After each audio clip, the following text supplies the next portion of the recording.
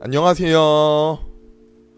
오늘은 9월 13일 수요예배 유다왕들의 이야기, 오늘은 요시야 편입니다. 역대하 34장 14절부터 21절까지 보겠습니다.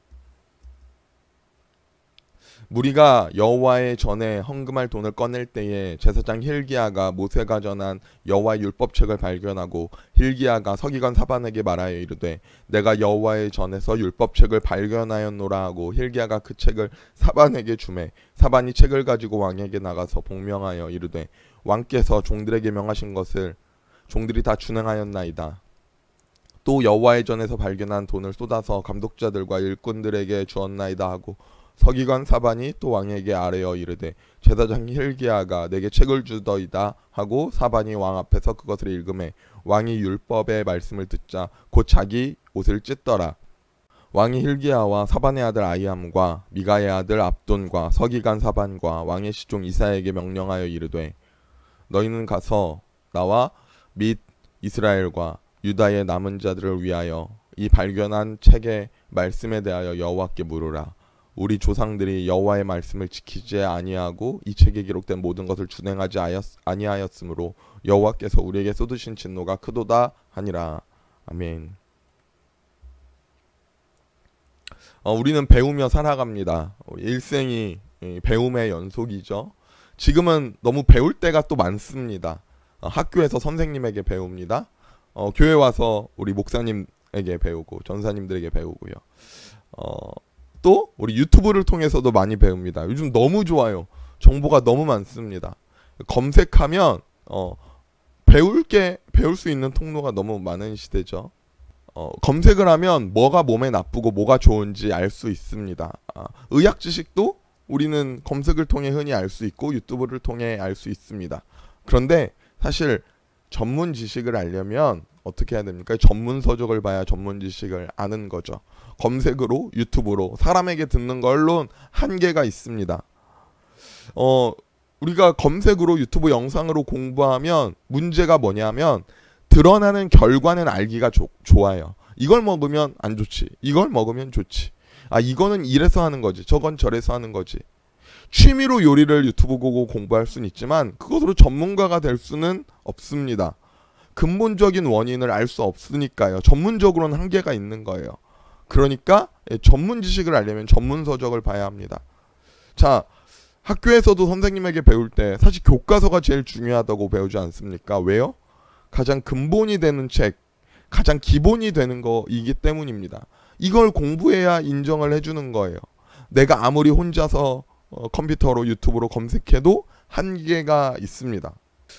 우리에게는요, 이 말씀이 교과서와 같습니다.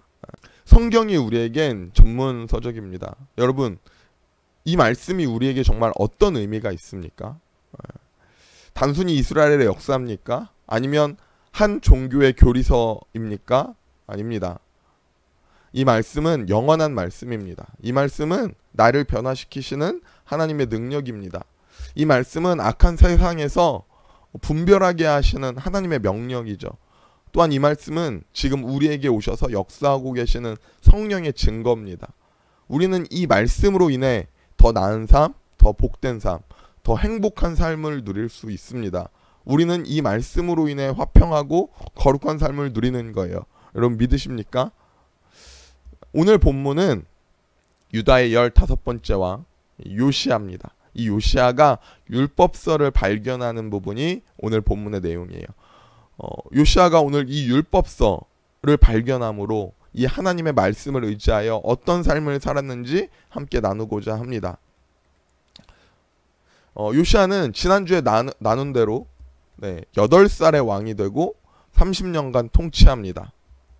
요시야에 대한 평가입니다. 열왕기하 22장 2절 요시야가 여호와 보시기에 정직히 행하여 그의 조상 다윗의 모든 길로 행하고 좌우로 치우치지 아니하였더라. 아멘. 자, 다윗의 모든 길로 행했다 이 말 나오면 끝난 거죠. 다윗이 모든 왕들의 평가의 기준이잖아요. 다윗처럼 했다 보다 더 좋은 평가가 있습니까? 이 최고의 평가입니다.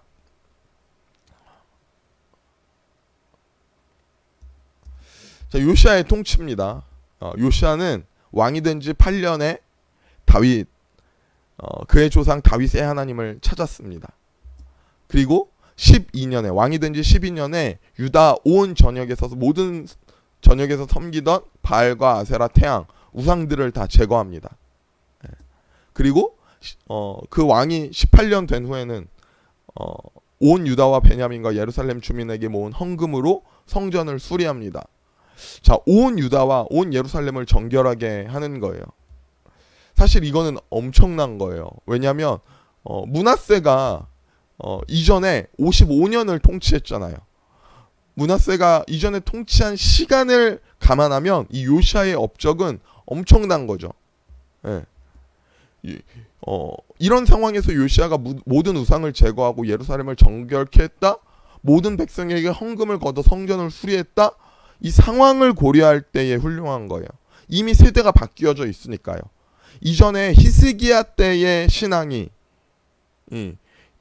신앙을 가진 신앙인이 별로 남아있지 않습니다. 왜냐? 므낫세의 55년 통치로 인해 아수르의 우상과 문화가 깊숙이 통치했을 거예요.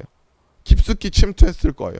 당시에 행해지던 인신 제사와 잘못된 종교적 행위들이 팽배했을 겁니다. 자, 과거에 50년 동안 신경도 쓰지 않던 성전을 수리한다? 자, 아시리아에게 조공을 바치고 예속되고 어려운 나라의 경제 상황이었잖아요. 근데 그 상황 속에서 온 유다 백성에게 헌금을 거둔다? 이거 어려운 거죠. 그런데 요시아는 그 상황 속에서 이 모든 것을 해내던 왕이었습니다.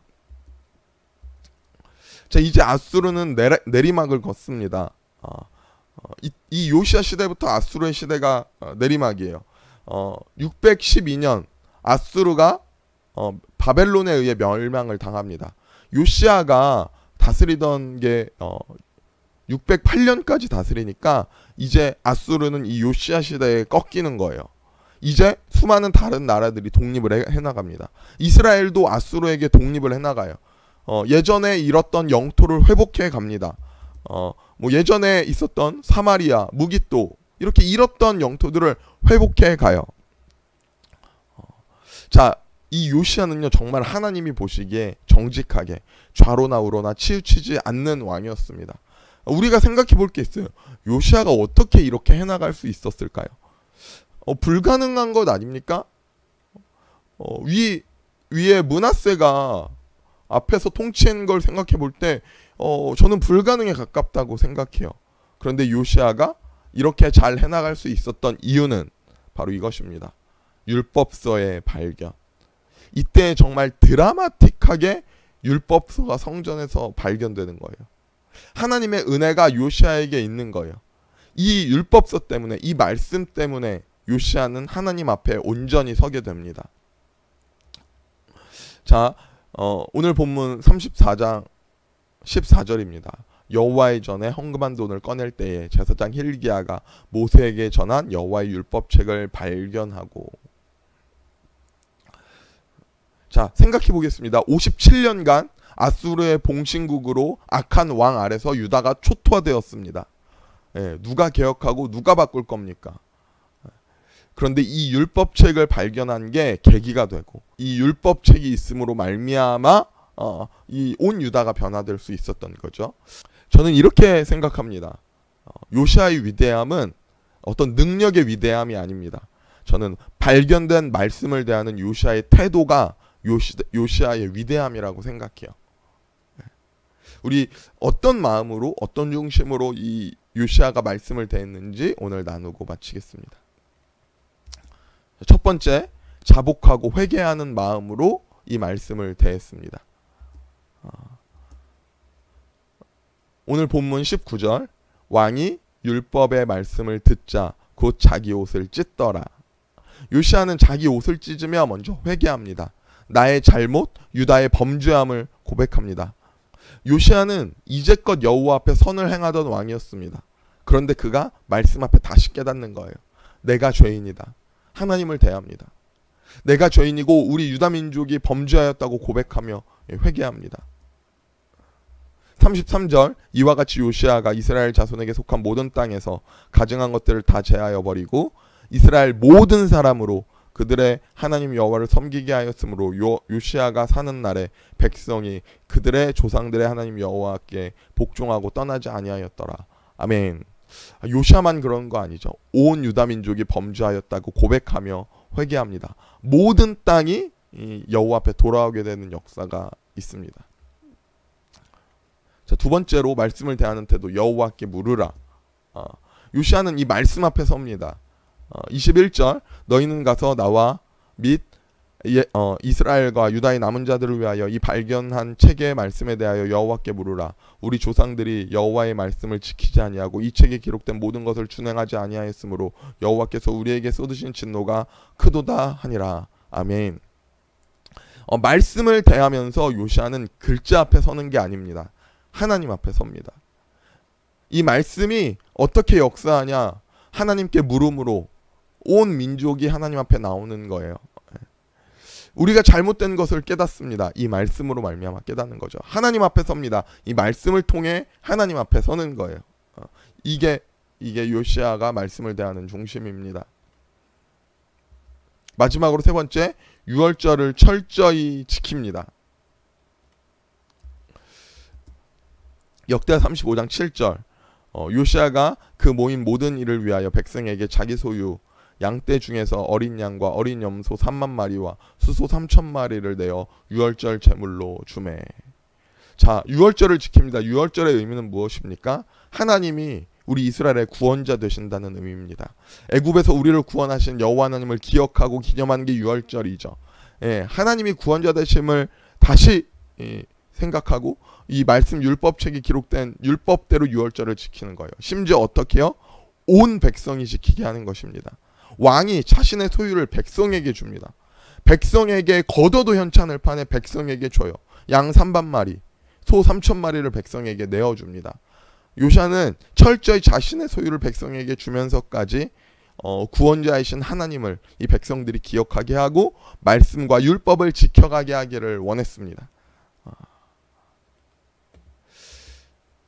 성경은 요시아를 이렇게 평가합니다. 열왕기하 23장 25절, 요시와 같이 마음을 다하여 뜻을 다하여 힘을 다하여 모세의 율법을 따라 여호와께로 돌이킨 왕은 요시아 전에도 없었고 후에도 그와 같은 자가 없었더라. 아멘. 성경이 이 요시아에 대해 전천후한 최고의 평가를 합니다. 이게 요시아, 유다의 마지막 희망이었던 요시아입니다. 요시아의 최후입니다. 요시아는 전쟁을 하다 죽게 됩니다. 세 번역으로 읽어드리겠습니다.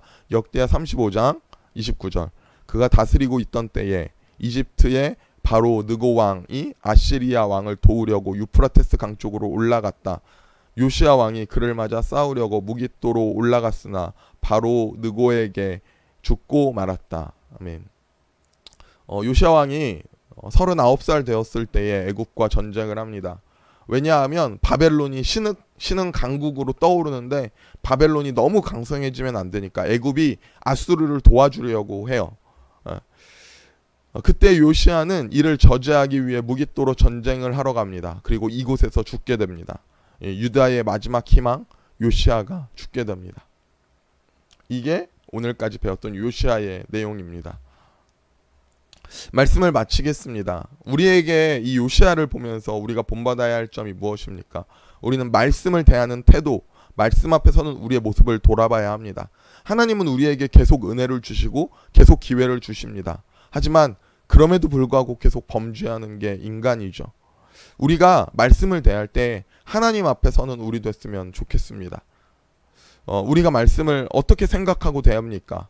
학교에서 보는 교과서 정도로 여깁니까?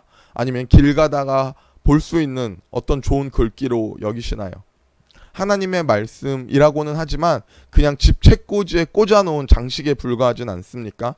요즘은 스마트폰이 있어서 교회에도 잘 안 가지고 다니잖아요. 그냥 집에서 그냥 덮어놓고 있지 않습니까? 여러분, 말씀이 우리에게 발견됨이 은혜입니다.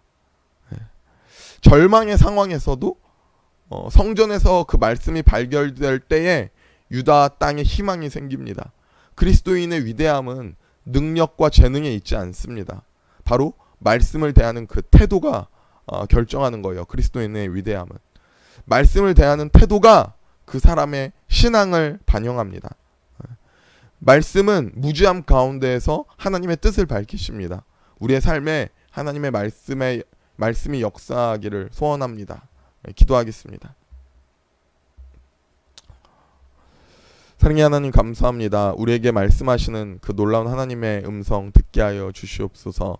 암울한 유다의 역사 속에서 주의 말씀이 발견됨으로 소망을 주신 하나님, 우리의 마음에도 우리의 삶 가운데에도 주의 말씀이 발견되게 하셔서 죄악이 가득한 이 소망 없는 세상에 주의 말씀이 소망되어 우리의 삶이 놀라운 역사를 이뤄가는 주의 자녀들 되게 하여 주옵소서. 우리가 겸손하게 말씀을 듣게 하시고 옷을 찢으며 회개하는 역사 있게 하시고 말씀 안에 하나 되는 역사 있게 하여 주시옵소서.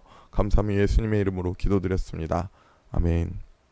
감사합니다. 우리 다음 시간에 만나겠습니다.